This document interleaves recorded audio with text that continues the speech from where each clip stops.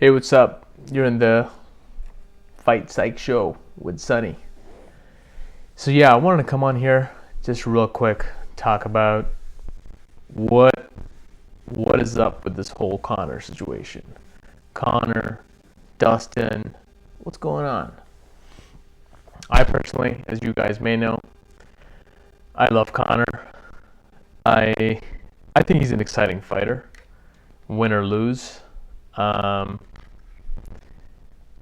but love him or hate him, he always does live up to the notorious, notorious name.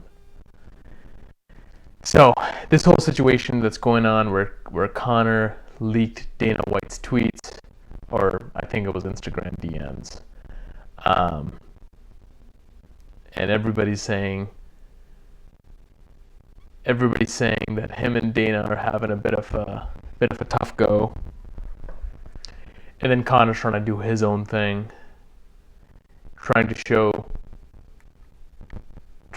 that he doesn't necessarily need the UFC. He's doing other events. He could do an event in Ireland with just McGregor, whatever it's called, McGregor promotion or whatever, right?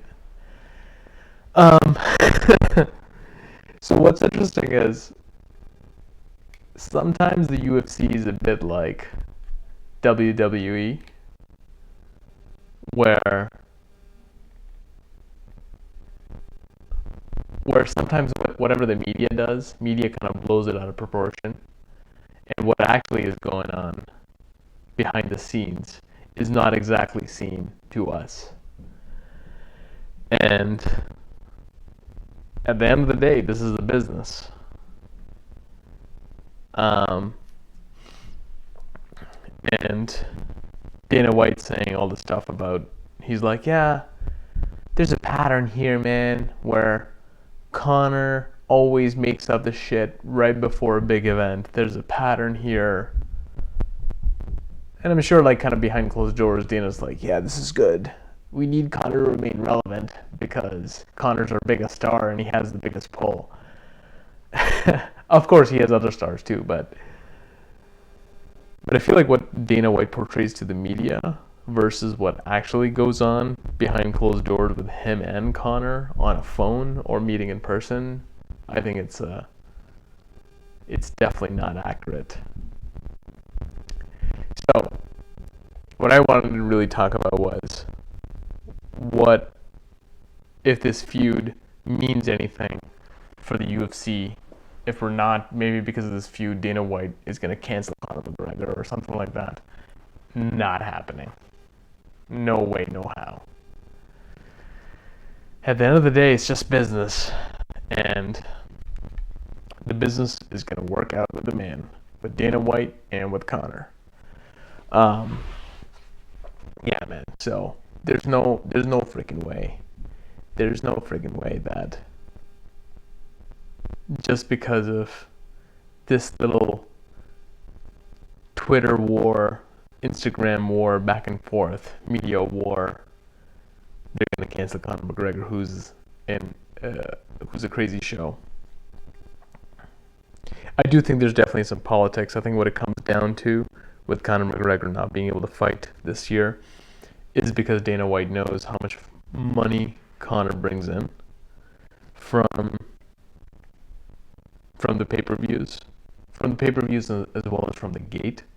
So I think if Conor's fighting and it's a pandemic, I'm not really sure, how much more or less money they'll make. I think they'll definitely lose out many millions of dollars on the gate. But one could argue that I think definitely people will pay, on the pay-per-view. And I think at some level, Dana White knows that a lot of people are pirating and streaming this fight for free, all the fights for free. So I don't do it, but I know people that do it. So it definitely does happen. It's not great, but I'm sure the UFC knows about that too. So yeah, I think that's quite interesting. I think it's really good. Um, I think it's really good that McGregor and Poirier are doing this for some sort of charity event, because definitely Conor doesn't really need the money, so him doing it for charity is great. I'm sure he'll still get paid if it's a real UFC contract. Um, and I mean, at the end of the day, it's great for the fans. And I do think Conor has done a power move, saying now he wants to fight definitely in 2020. And he's saying he said yes to the UFC, but only if he can fight in 2020. And I think the reason he's saying that is because I think at the end of the day, Conor wants to be true to his words. That he said this was going to be a season. And, at this point, I feel like he's said by money. Said with money. Money is not what motivates him. I think what motivates him is things like legacy. Things like saying what he's going to do and doing it. I mean, that was always what I think really excited him from the beginning. So him saying that he wanted to make it this season and prove everybody wrong and stay active. And I think what's really is pissing him off is that he can't. I mean, it would be pissing me off that I can't, that he couldn't compete. So I think if he doesn't end up competing in 2020 for whatever reason, whether it's Conor's issue or whether it's UFC's issue, Conor's going to be a liar. He's going to be. He set a season and it didn't happen. So, and everybody's going to be saying, well, you could have done this, you could have done that. And at the end of the day, it's going to fall back on Conor McGregor. Nobody's going to say, yeah, man, Conor wanted to have it a season, but you know what? Didn't think it was a good business move to let Conor fight during a pandemic. Nobody's going to fucking go to that. People are just going to be like, yeah, dude, what does your season look like? 40 seconds? Great. Against Cowboy Cerrone. Yeah, so I think Conor's gonna.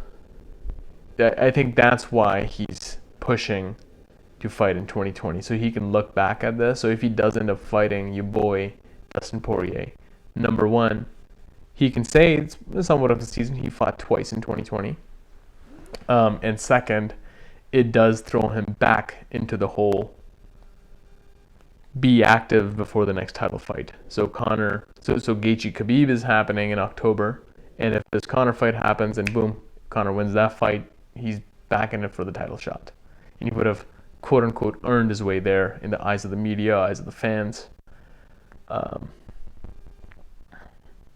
That's what I got to say about that.